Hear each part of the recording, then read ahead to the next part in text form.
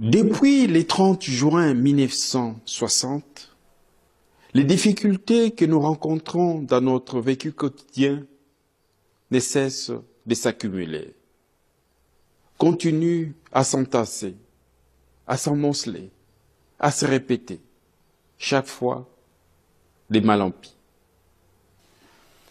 Et à force de donner l'impression que nous avons fait les choix de vivre avec nos problèmes et de coexister avec nos misères, de plus en plus, nous ne voyons plus les mal qui nous environnent et les vices qui séduisent et suivent nos consciences tous les jours, au point que tout ce qui est normal nous devient naturellement anormal. De même, à force de donner l'impression que nous avons accepté de nous familiariser avec nos souffrances et de fraterniser avec nos malheurs, au lieu de les affronter, de les combattre et de les éradiquer, nous perdons, année après année, notre capacité collective de résolution de ces problèmes, parfois mineurs et bénins, qui condamnent notre société au mal-vivre et au sous-développement.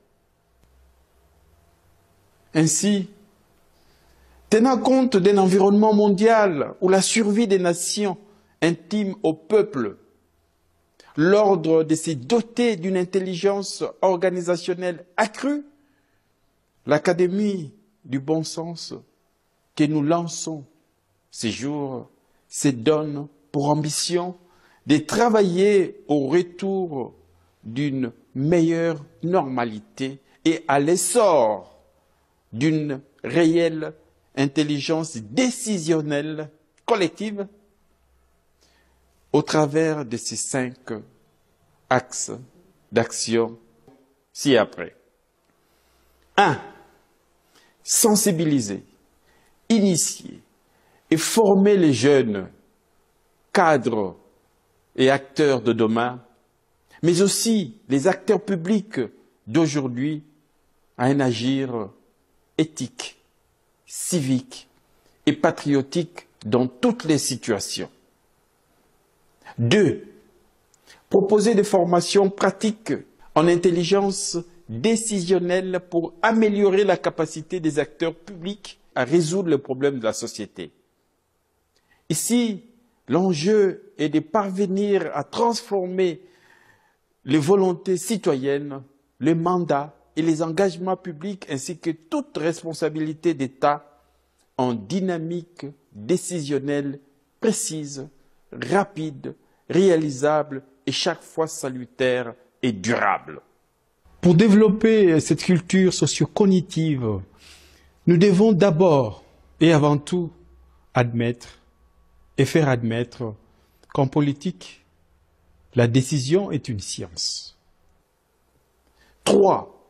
Exhorter et aider les partis et les regroupements politiques à se doter impérativement d'un code des militantismes cognitifs, scientifiques et civiques, ainsi que d'un guide des conduites citoyennes vertueuses.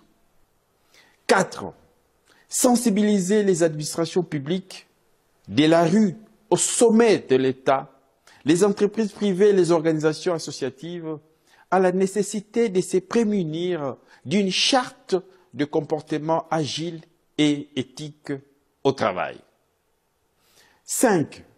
Sensibiliser l'État et l'aider à soumettre le monde du travail public, privé et associatif à l'impératif de la responsabilité sociétale des organisations.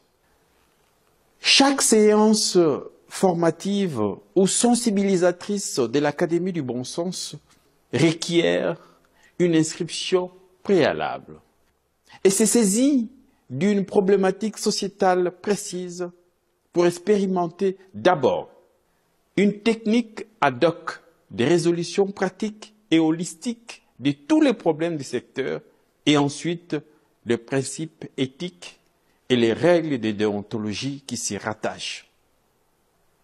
Au terme de chaque formation, Les académiciens prêtent les serments du bon sens et sont par la suite médaillés comme repères, afin qu'ils deviennent dorénavant des exemples de citoyenneté éthique et agile, appelés à répandre autour d'eux les vertus du bon sens. Nul n'est parfait ici-bas, mais en ce bas monde, chaque peuple doit se donner le devoir de tendre vers la perfection sociale et sociétale. C'est cela même la raison d'être des nations.